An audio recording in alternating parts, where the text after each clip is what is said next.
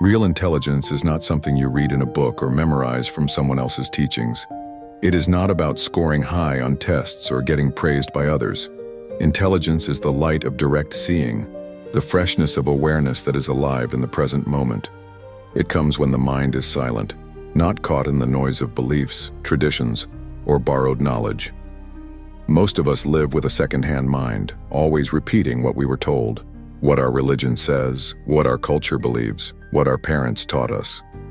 We are labeled from birth: Hindu, Muslim, Christian, Buddhist, rich, poor, good, bad. These labels become a heavy burden on our intelligence. Instead of seeing life directly, we look through the lens of our conditioning, our upbringing, and our beliefs. True intelligence begins when we start seeing without these filters. To grow intelligence, we must start by observing our own mind. Just sit silently and watch how thoughts come and go. You will see how your mind jumps quickly from one thing to another. You will see how it labels things. This is good, this is bad, I like this, I hate that. That labeling is the root of division. It is the beginning of conflict. For example, when you see a person on the street wearing different clothes, maybe from another culture or religion, your mind immediately puts a label on them. You may not even know them, but your mind already forms an opinion. This is not intelligence. This is mechanical thinking, based on memory and habit. Intelligence means you pause and observe. You don't rush to judge. You stay with the fact. Here is a human being, just like me, breathing, walking, living. The moment you stop labeling, something magical happens. You become open, fresh, sensitive. This sensitivity is the beginning of intelligence. Our society teaches us to think in fragments. There is the religious life, the professional life, the personal life, and we treat them as separate. But life is not fragmented. It is one flowing movement. A truly intelligent person sees this unity. For instance, if you are kind and peaceful in your temple or mosque, but rude and selfish in your workplace, then that is not intelligence. It is hypocrisy. Intelligence is not limited to any one place. It flows into every action, every word, every thought. It is holistic. It sees the whole picture, not just the small part that benefits the ego.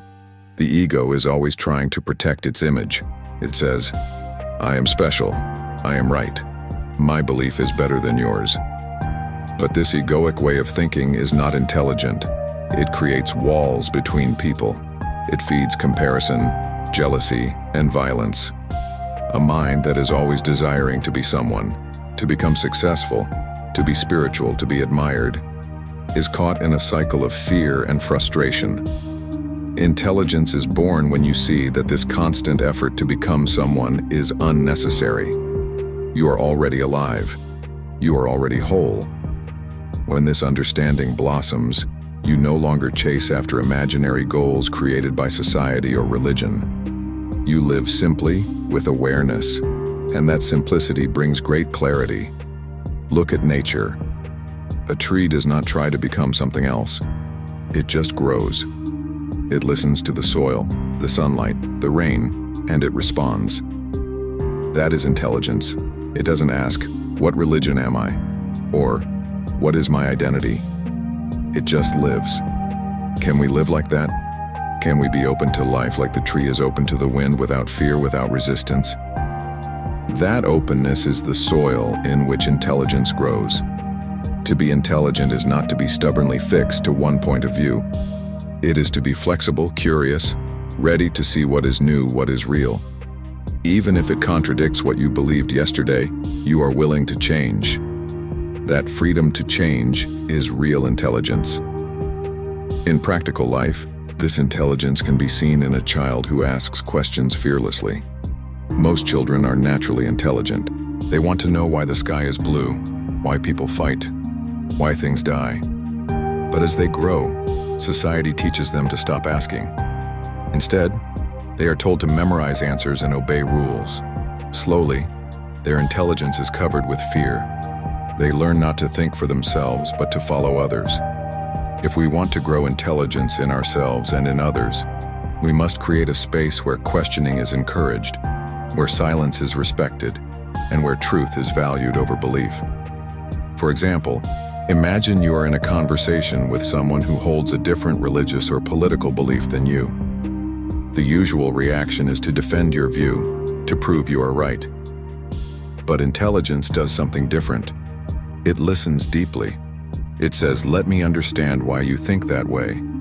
Not to agree or disagree, but just to understand. This open-hearted listening is intelligence. It does not mean you accept lies or injustice. It means you are willing to see the whole situation clearly, without the noise of your own judgments. To be intelligent, we must also learn to live with not knowing. The ego wants certainty. It wants clear answers, fixed beliefs, solid ground. But life is mysterious. There are no final answers. A truly intelligent mind is comfortable in this not knowing. It explores, it plays, it dances with the unknown. It sees that belief is just a crutch, something we hold onto because we are afraid. But knowing comes only when the mind is quiet and alert. For example, if you are looking at a sunset and your mind says, "How beautiful, I have seen many like this," then you are not really seeing. You are remembering. But if you look without naming, without comparing, then suddenly you are filled with wonder. That wonder, that freshness, is the beginning of intelligence. Even in simple daily actions, intelligence can flower. Cooking a meal with care, talking to your child with full attention, walking slowly and watching the birds. These are all acts of intelligence when done with presence. It does not require a university degree or spiritual training. It requires only one thing: awareness. And awareness grows when you stop chasing thoughts and begin watching them. Sit quietly for a few minutes every day. Just watch your breath, your thoughts, your sensations. Do nothing else. Slowly, a light will begin to shine inside you, a light of clarity, of stillness. This is not borrowed knowledge. It is your own seeing. That is intelligence.